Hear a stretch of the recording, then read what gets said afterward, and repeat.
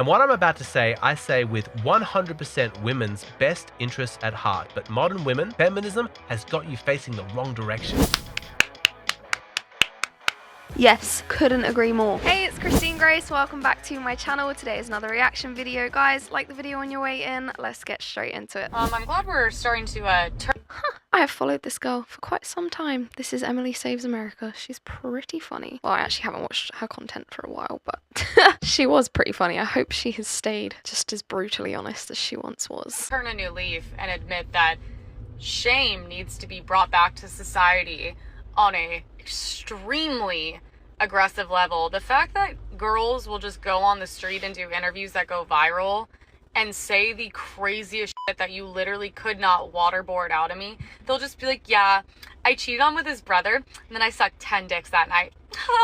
And you're just like, yeah, this is good. No, that's a good, yeah, the fact that you feel no shame, embarrassment, remorse, like quite literally any of the things that make you not a sociopath is really I 100% agree. For anyone who thinks that shame is not a positive force in this world, let me break this down for you. A world without shame is a world without morality, without standards, without a sense of right and wrong. If you have a moral code, a conscience, a set of principles, then shame is the natural reaction that you have, the emotion that arises when you act contrary to those principles. Absolutely. I actually did a video related to this on the concept of tolerance and how we've become way too tolerant in our society. It's part of my series Debunking the Lunacy, so head over to playlists and click on Debunking the Lunacy and click on the tolerance video if you're interested in that. Yeah, we need way less tolerance than the current level of tolerance that we've got, and we absolutely need to bring back shame. 100%. Let me demonstrate. As a man, you value integrity. So when you lie, cheat, defraud somebody, you act against that integrity,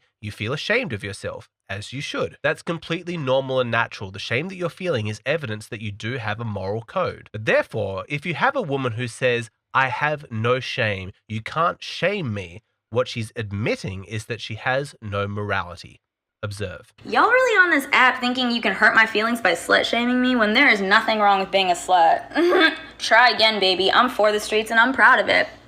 Because she has no morality, no sense at all that her sluttiness is problematic, she can't feel shame. Women like this actually don't know what morality is. The concept of some behaviors or some choices being more moral or less moral and they should be compared and valued against each other, that concept is completely foreign to women like this. They live in a moral wasteland. So you ask the question, in the absence of any standards for behavior, how do you judge morality? How do modern women who think like this determine whether something is good or bad, right or wrong? I encourage you to try it out. Find one of these modern women and tell them a behavior that you think is immoral.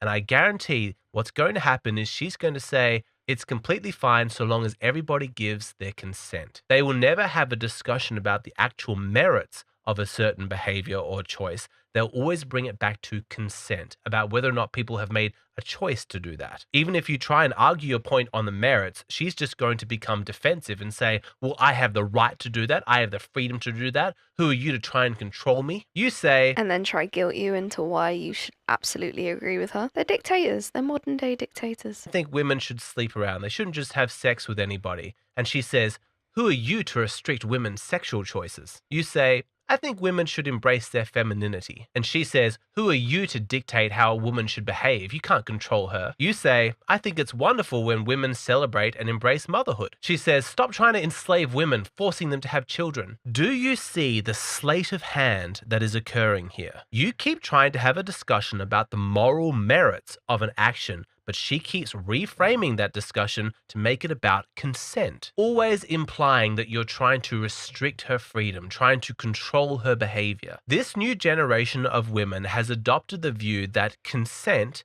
equals morality. In other words, any action that she takes is justified because it's her choice. It's good because she chose to do it. But you can see that doesn't really make sense. Consent is not a moral code. Whether or not you are free to choose to do something tells you absolutely nothing about whether or not that thing is good to do, whether that choice is a positive one or not. Consider this woman. How long you been dating? We're not dating. Oh, dating. But y'all hooking up? Yeah. Hooking up. Would you hook up with me? Sure. You would? Yeah. So trashy. Can I hug you? Sure. So gross.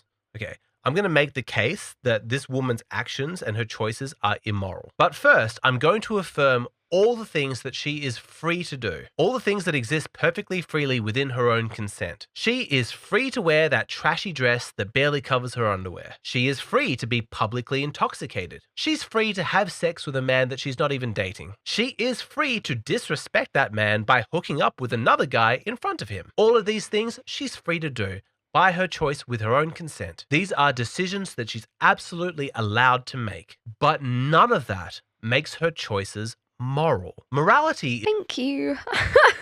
I can't believe that we actually have to break this down for people these days. is concerned with what is good, what is right, what is desirable. And by that standard, it's clear that self-destruction is not a good thing. Getting drunk, dressing slutty, sleeping around, disrespecting the man that you're with, this is not good. This is not helping anybody. This is to nobody's benefit. I could not disagree with this woman's choices anymore, but it is incredibly dishonest to frame my objections, my criticisms of her behavior as immoral, as in any way me restricting her freedom. Me saying that I think that she's acting really stupid is not violating or undermining her consent to live her life the way that she wants. Words are not violence, and my disapproval is not control. While I am ethically obliged to respect your freedom to make whatever choices you want with regards to your own life, that does not extend to me being forced to morally approve of all of your choices, to consider them moral. What we're talking about here is the difference between negative freedom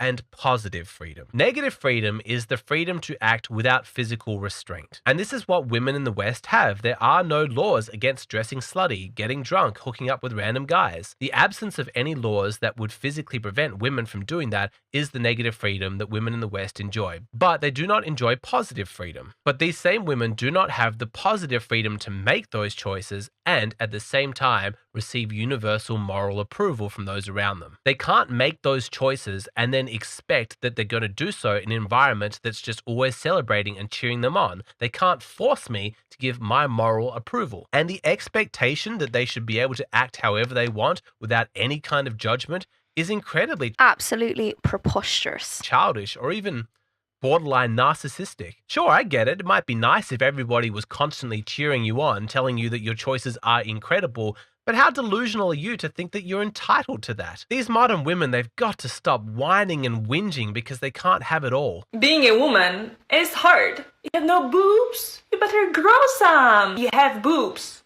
Cover yourself up. You have no ass? Everyone will laugh at you. You have an ass? You better cover yourself up. You don't want to attract too much attention. You're short?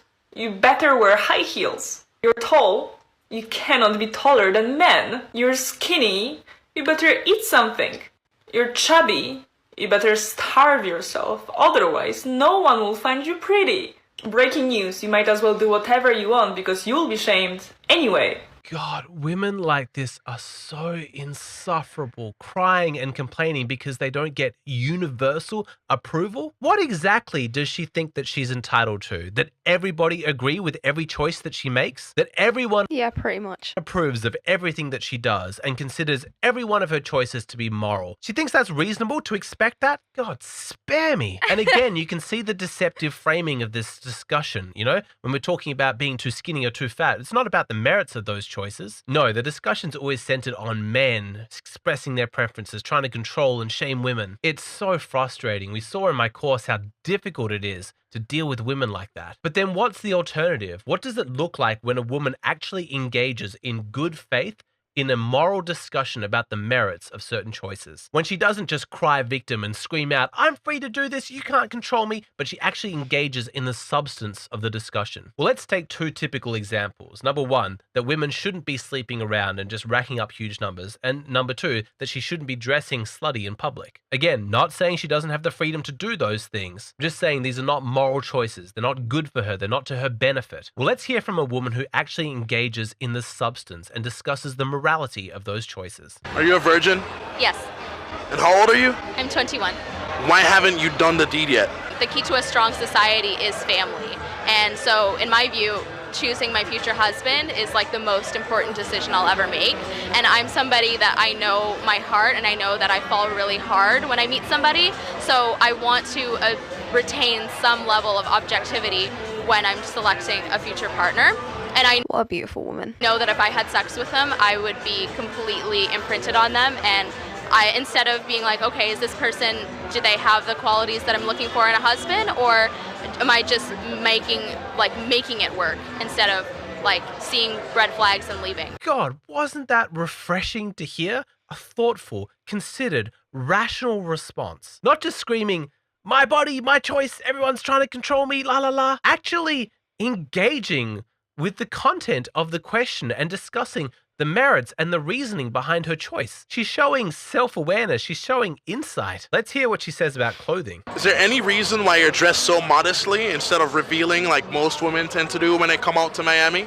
I mean, this is just my personal sense of style. I just think it's respectful to others and to my future partner, and to myself, to just cover myself up more. I know that I, take care of myself. I'm pretty athletic, but I don't need to have that on display. This is what Fresh air. a true discussion of morality looks like. Engaging with the merits of a decision, considering the impact of your behavior on others and on yourself. When people write to me on Hey Hero asking for moral guidance, I don't tell them, well, you're free to do that if you want, because that doesn't tell them anything. They want to actually know, are these decisions going to be good for me, or are they going to harm me? It is such a painfully childish and superficial idea of morality to only talk about whether or not you're free to do something. Let me say it again. Consent is not a measure of morality. Whether you are free to do something tells you nothing about whether that is actually... Unfortunately, most people just don't actually have the intellect to be able to comprehend this. Most people can't even comprehend the abstract, let alone two abstract things. It's a real shame, but most people just...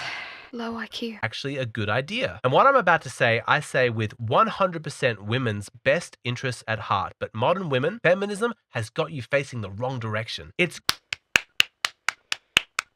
Yes, couldn't agree more. got you looking out for a boogeyman. You keep expecting that in the shadows around the corner, there's going to be this sexist patriarch who's just desperate to steal away your rights and restrict your freedom. They are provoking this fear inside your psyche constantly, and it's getting inside your head so that in every conversation that you're having about the morality of your choices, Literally, just programmed zombies repeating the same script over and over and over, and they don't even realize it. you keep bringing that frame back to, well, I'm allowed to do it. I'm free to do it. Modern women have been so obsessed with the discussion of whether or not they're free to do something that they've forgotten to actually have the discussion about whether that thing is a good idea. Whether you should. Ladies, if you live in the West, let me ease your worries and make you feel safe.